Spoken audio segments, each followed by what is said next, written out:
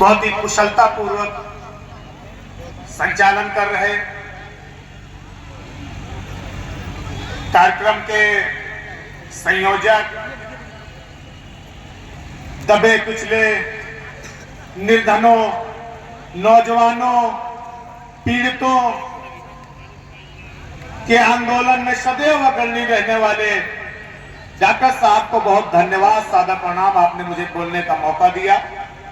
IPF, Rajiv Gandhi विचार मंच और तैलिक महासंघ के तत्वाधान में आयोजित इस अधिकार सम्मेलन के मुख्य अतिथि हमारे और आपके 30 लोकसभा क्षेत्र के शानदार, जानदार, दमदार सांसद आदरणीय राकेश राठौर जी, मंच पर उपस्थित तमाम वरिष्ठगण, मैं जानता हूं अगर नाम लूंगा तो समय ज्यादा लगेगा, मुझसे सब बड़े हैं, मैं छोटा हूं, सबसे माफी चाहते हुए मंच पर उपस्थित महिला शक्ति, तमाम वरिष्ठगण, हमारे समक्ष उपस्थित तमाम महिलाओं का नेतृत्व कर रही महिला नेत्री सुनीता रावत जी, ज्ञानवती भार्गव जी, आशुतोष यादव जी, पूर्व चेयरमैन विश्वा से अतीक खान साहब, महेंद्र यादव जी पूर्व में सदस्य जिला पंचायत रहे, और तमाम साथीगण और सामने उपस्थित आदरणीय राकेश राठौर जी से मोहब्बत रखने वाले तमाम नौजवान, बड़े बुजुर्ग, इस कार्यक्रम, इस सम्मेलन की कवरेज के लिए पधारे तमाम इलेक्ट्रॉनिक, प्रिंट और सोशल मीडिया के पत्रकार साथियों और सुरक्षा व्यवस्था में योगदान दे रहे पुलिस कर्मियों को रिजवान अहमद का सादर प्रणाम, दिल से सलाम। साथियों, ये अधिकार सम्मेलन रखा गया है और आप सब वाकिफ हैं, मैं बिल्कुल निश्चित हूं इस बात को लेकर के कि जब आप इतनी बड़ी संख्या में आए हैं तो ये भी पता है कि हम किन अधिकारों की मांग के लिए और किन अधिकारों की लड़ाई लड़ने के लिए यहाँ एकत्रित हुए हैं, और उस लड़ाई के अगुवाकार हैं जिनके नेतृत्व में हम सब यह मजबूत लड़ाई लड़ने जा रहे हैं, वो बहुत ही मजबूत स्तंभ है। इस जिला सीतापुर की एक बुलंद आवाज है दलितों, शोषितों, पिछड़ों की, आदरणीय राकेश राठौर जी। मैं बहुत देर से खामोशी देख रहा हूं, एक बात क्लियर करिए, मैं भाषण ना देकर के आपसे संवाद करना चाहता हूं। तमाम मेरी जो मातृ शक्ति है सम्मानित, मैं उससे भी संवाद करना चाहता हूं।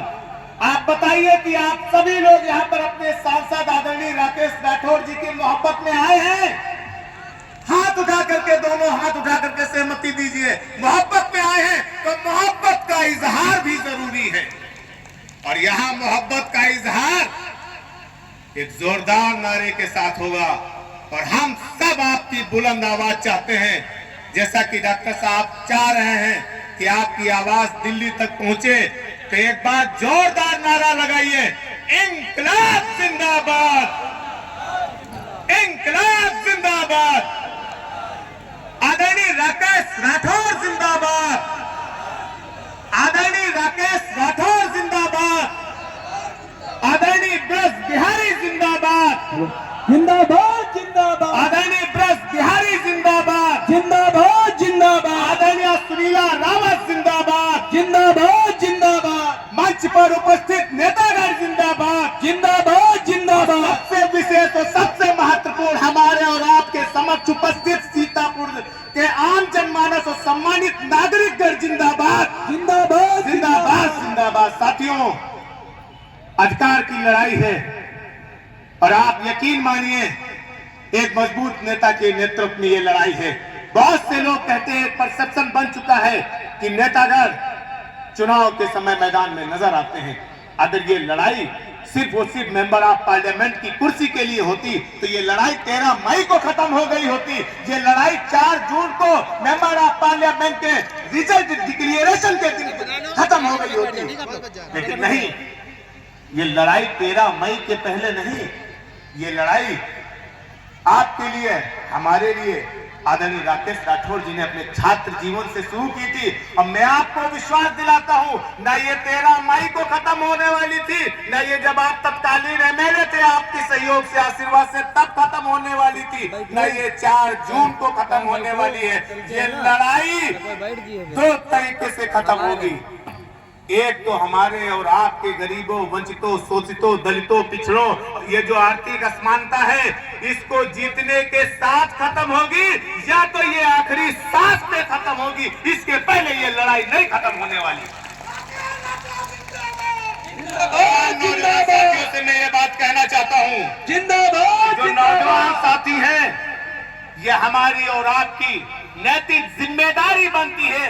It's our moral responsibility to bring positive changes in our society for our country. ये हमारी और आपकी नैतिक जिम्मेदारी है कि हम सकारात्मक बदलाव लाए अपनी सोसाइटी में, अपने समाज में, अपने क्षेत्र में, अपने जनपद में, जिससे पूरा देश में एक सकारात्मक बदलाव मिले। और सकारात्मक परिवर्तन की सोच के नेता हमारे और आपके बीच हमारे मंच पर हैं। रोजगार का विषय शामिल है। बेरोजगारों की संख्या लगातार बढ़ती जा रही है, इससे ही क्राइम को जन्म मिल रहा है। ये जो राजनी छोटी छोटी घटनाएं, ये सिर्फ और सिर्फ इसलिए है कि लोगों के हाथ में रोजगार नहीं है। पढ़े लिखे युवा हमारे तमाम साथी बेरोजगार घूम रहे हैं, और जब नौजवान बेरोजगार होगा तो उम्र तो बढ़ेगी, रोजगार हो या ना हो हाथ में। और उम्र बढ़ने के साथ में जो हमारी परंपराएं हैं, रीतियां हैं, जो एक गृहस्थाश्रम है, उसमें भी आदमी प्रवेश करता है। और जब गृहस्थाश्रम में जाता है तो उसके बाद बच्चे भी होते हैं, परिवार बढ़ता है, और पारिवारिक जिम्मेदारियां जब बढ़ती हैं और हाथ में रोजगार नहीं होता है तो मजबूरी होती है और क्राइम को भी बढ़ावा मिलता है। परिवार